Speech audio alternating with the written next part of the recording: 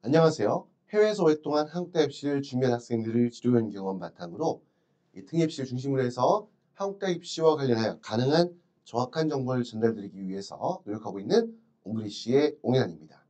자, 오늘은 최상위가 아닌 차상위, 차상위의 성격 어떻게 규정할까라는 부분이 애매할 수도 있겠지만 차상위권 성적대에 있는 학생들의 대학 입시 준비 전략이라는 주제로 영상을 준비했는데요. 물론 이제 뭐 여기 나와 있는 성적대에 있는 학생들 중에서 물론 더욱더 열심히 노력해서 공부한다면 최상위권 대학 도전을 할 수 있겠죠.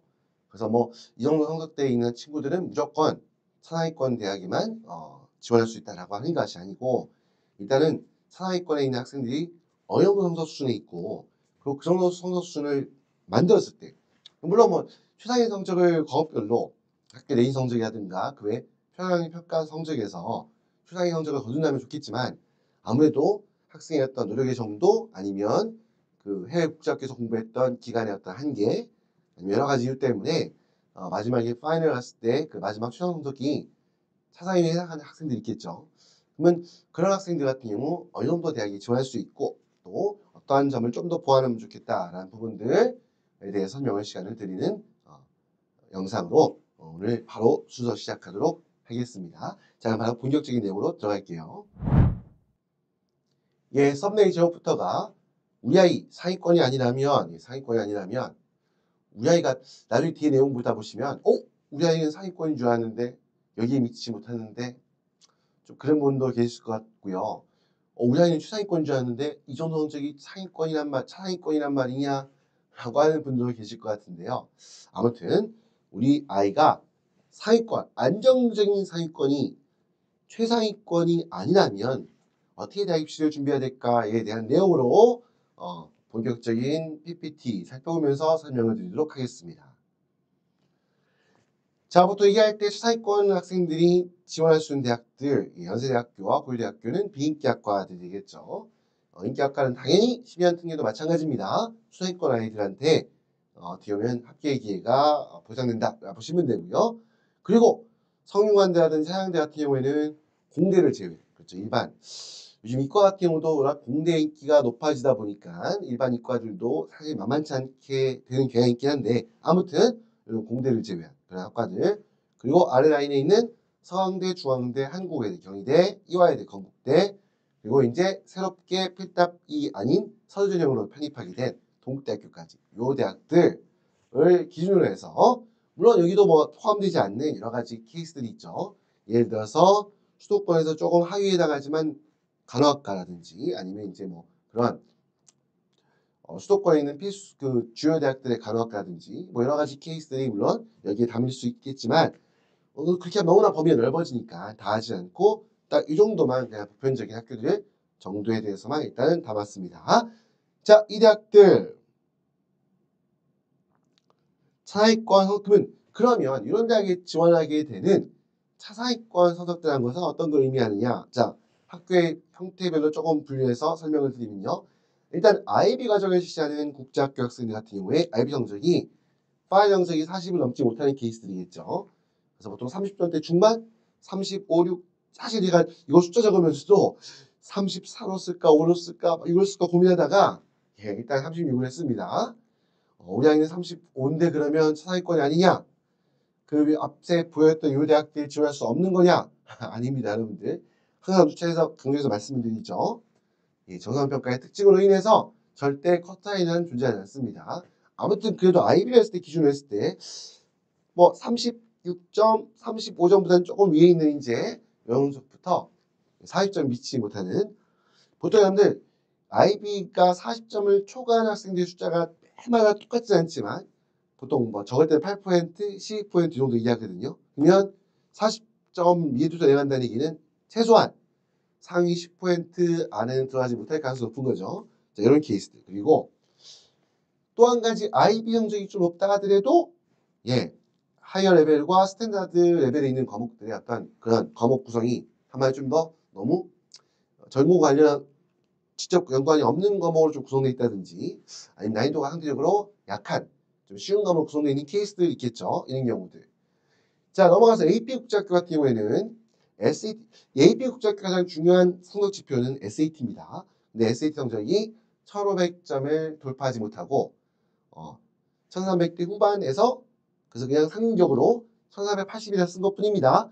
아무튼 1300대 후반부터 1400 한 중반까지 이 정도 성적이 있는 친구들. 그리고 AP를 여러 과목 이수하긴 했지만 대부분의 과목의 성적이 4점, 3점, 5점이 몇 개 없는 케이스들 이런 케이스가 될 거고요. 그 다음에 이제 A레벨 국제학교 같은 경우는 A레벨 국제학교는 자, A레벨 일반적으로 AS와 A2 보통 전기 전형에서는 A레벨은 파이널 성적이 없는 상태에서 지원하기 때문에 보통 AS 성적과 A2에 대한 프리딕 성적으로 지원하게 될 텐데 그 중에 A레벨은 과목이 몇 개 안 되잖아요. 근데 그 중에 B라는 알파의 B가 있는 과목이 하나 이상 있다. 이런 경우가 이제 추상위에 해당하지 않고 차상위에 해당할 수밖에 없다라고 이렇게 보시면 되고요. 자, 그리고 이제 어떻게 보면 해외에서 공부한 학생들 중에 가장 포션이 큰 제외한국학교에서 공부한 친구 같은 경우는 내신 성적이 한 상위의 20%에서 40% 정도. 그러니까 좀 요 정도의 범위에 있는 이 정도의 친구들, 그러니까 뭐 3등급, 4등급 이렇게 요지에 걸쳐 있는 이런 학생들 같은 경우에 특히 뭐 3등급 대 학생들이 많겠죠. 이런 학생들 같은 경우에 이제 이게 상위권이다 할 수 있겠고 그 외에 이제 이 비영어권 현지 공립학교, 사립학교는 좀 약간 애매합니다. 워낙 또 형태가 다양해가지고 여기서는 중간 보통 내인 성적이 평균 그 학교의 평균이 얼마인지 모르겠지만 스코어 프로필에 표시되는 경우도 있고 여러 가지 경우가 있겠죠. 아무튼 딱 봤을 때 평균을 조금 상회하는 수준. 사실 여러분들 특히 비영어권 현지 학교의 공립학교 다니는 친구 같은 경우는요. 그 안에서 내신 성적이 상위 30% 안에만 들어도 굉장히 좋은 평가를 받을 수 있습니다. 한국인으로서 외국의 학교에서 외국인들과 함께 현지인들과 함께 공부해서 상위 30% 안에 들었다는 것은 굉장히 많은 노력이 필요하거든요. 그 대학도 그 노력을 모르지 않습니다. 그렇기 때문에 거기는 추상 상위로 구분하고 딱 한 평균에서 조금 넘어설 수 있다. 이럴 경우가 이제 차상위권이라고 보시면 될 것 같습니다. 자, 그러면 이 친구들이 대학 입시 어떻게 준비하는 게 좋겠느냐? 자, 방금 말씀드렸던 것처럼 앞에 보여드렸던 이 두 가지 케이스 두 가지가 아니라 두 페이지 나와 있는 IB 학교, AP 학교, A레벨 이외에도 한국제학교, 제외한국학교라고 하는 뭐 한국학교, 그다음 비영어권, 사립학교, 공립학교, 그다음 이제 영어권에도 미국에 있는 공립학교들 있겠죠. 자, 이런 부분들의 공부하는 학생들이 자 성적이 안정적인 상위권이 아니었다. 그러면 이 친구도 어떻게 공부하는 게 좋겠느냐, 어떤 준비하는 게 좋겠느냐 말씀드리면요. 첫 번째, 자 1번 국제학교 내인 성적의 변별력을 강화하기 위해서. 그러니까 보면 여러분들 해외에는 굉장히 다양한 형태의 국제학교들이 있습니다. 학교의 규모나 학생 수의 규모도 천차만별입니다. 그러다 보니까 학교에서 자체적으로 평가하는 내신 성적의 변별력이 약할 수밖에 없습니다. 그러면 어떻게 해주면 이 내신 성적을 한마디로 내가 국제학교 다니고 있어요. 근데 SAT나 뭐 AP나 아니면 이런 것들이 좀 취약하다 할 때 하지만 내신 성적은 우수하다. 그러면 내신 성적이 우수하다는 만 가지고 흔히 말했을 때 GPA 4.0에 4.0 만점이 나왔으니까 우리 아이는 상위권 대학 안정적으로 절대 아닙니다, 여러분들. 절대 그렇지 않고 말씀하신 것처럼 그 내인 성적의 객관성을 변별력을 보여줄 수 있는 객관적인 성적 지표가 필요해요. 그게 바로 뭐가 되겠다? 이왕이면 SAT가 되겠지만 그렇지 않다고 하면 최소한 토플 성적을 105점 이상 확보하면 100점 이상을 넘겨줘야지.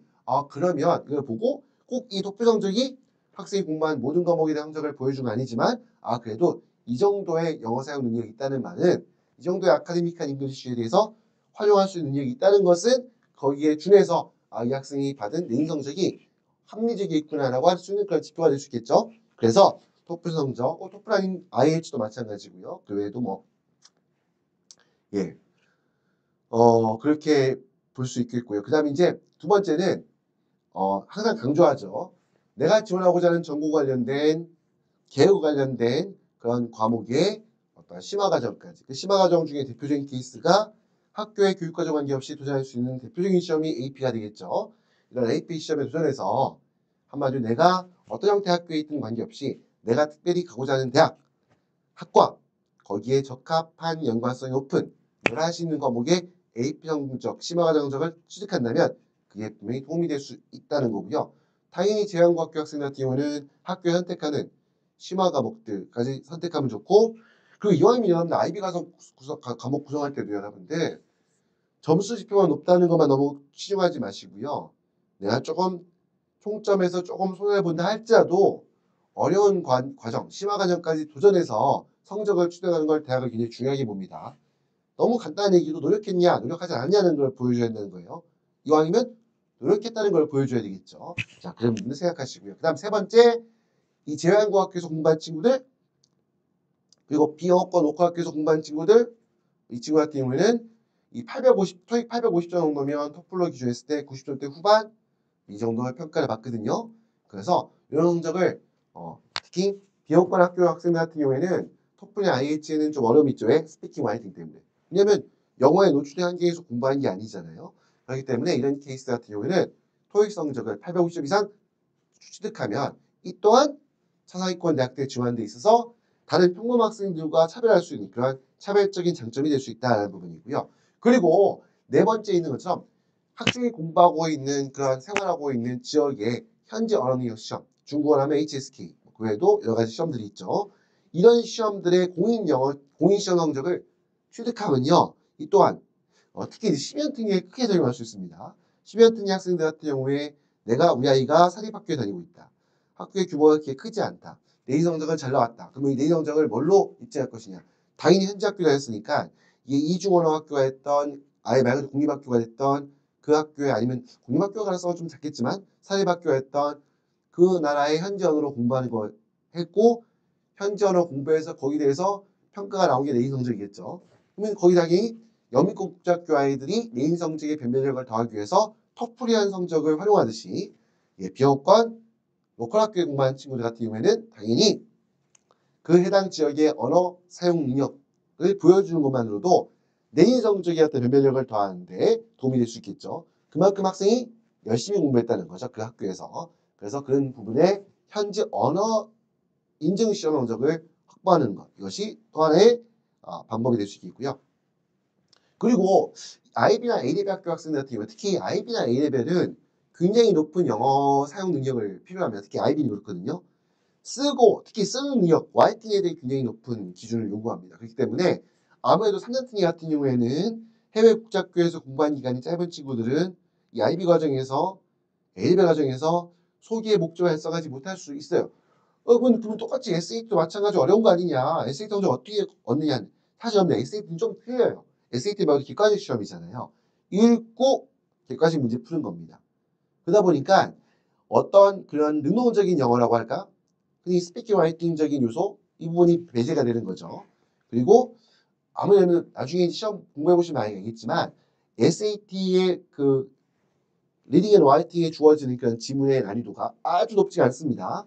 어떤 분들은 토플보다도 쉽다고 느끼는 학생도 있거든요. 그렇기 때문에 충분히 내가 영어가 그런 IB나 A레벨을 완전히 소화할 만큼 그래서 모든 과목을 A로 모든 과목을 7점으로 이렇게 만들 만큼의 수준에 도달하지 못했지만 하지만 그렇다 하더라도 내가 객관식 단답형 그런 단답형에서 아주 쉬운 건 아니지만 아무튼 SAT는 도전해서 점수를 만드는 게 가능할 수 있어요. 해외에서 국제학교 다닌 기간이 짧은 친구라 하더라도 그럼 이런 경우에는 IB에서 A레벨에서는 나의 어떠한 여러 가지 특성, 제한, 약점으로 인해서 점수에 한계가 있었지만 이걸 SAT 성적으로 보완해 주는 거죠.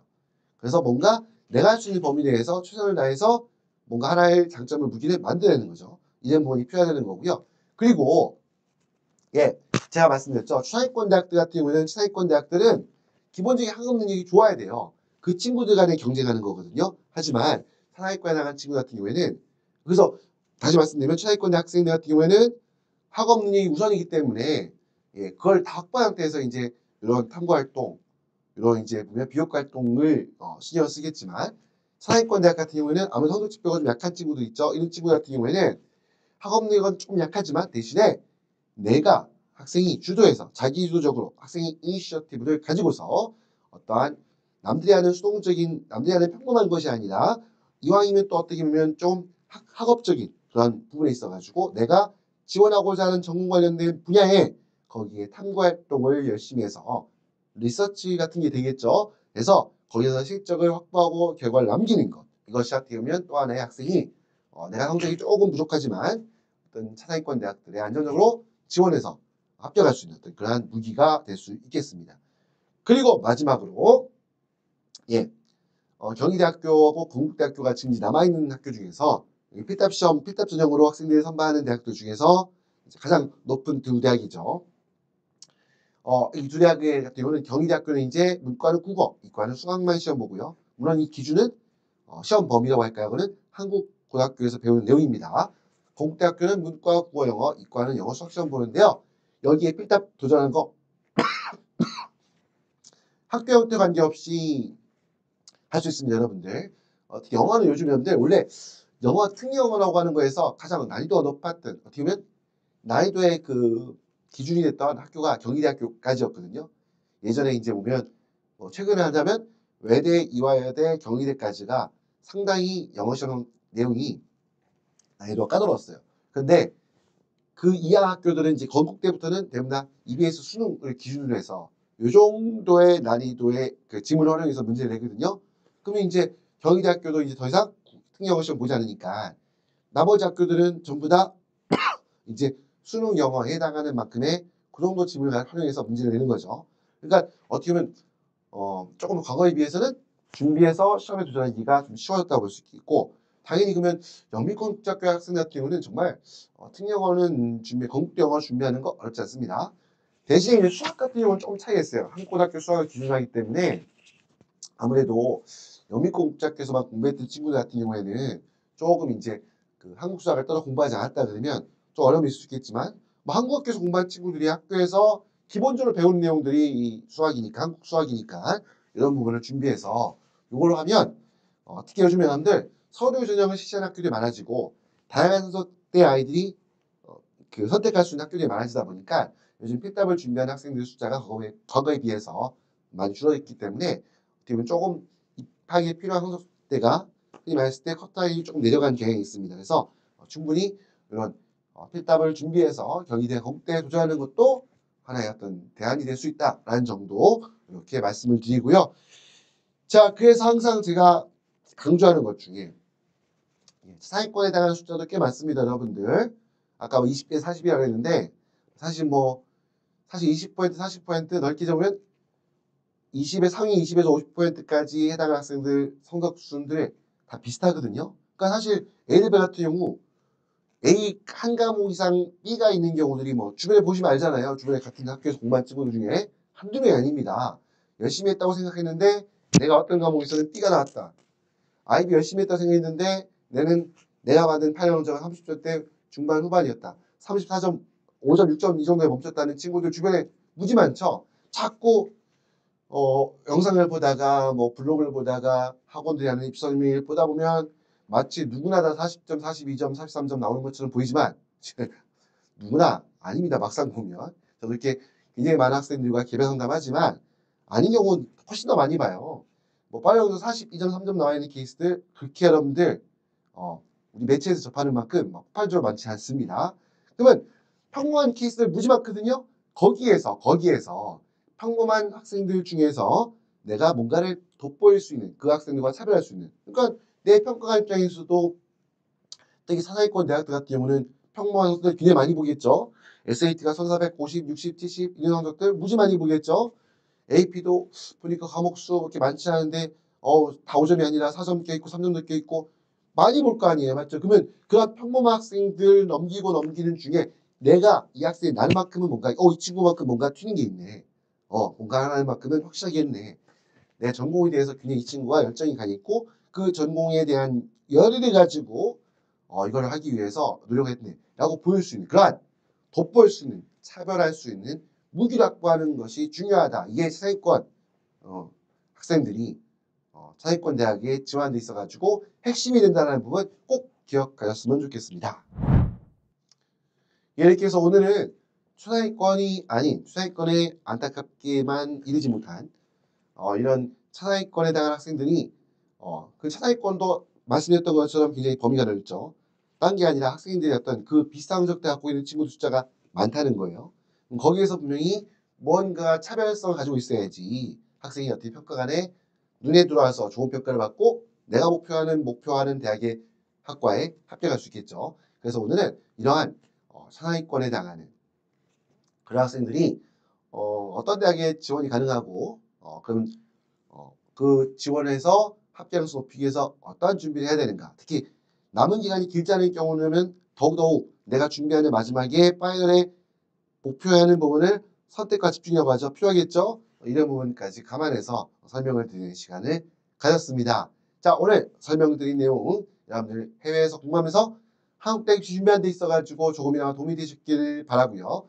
조금이나 도움이 되셨다고 한다면 여러분들 구독과 좋아요 부탁드리면서 이걸로 오늘 순서 마무리하도록 하겠습니다. 지금까지 옹글리시의 옹이란이었습니다. 감사합니다.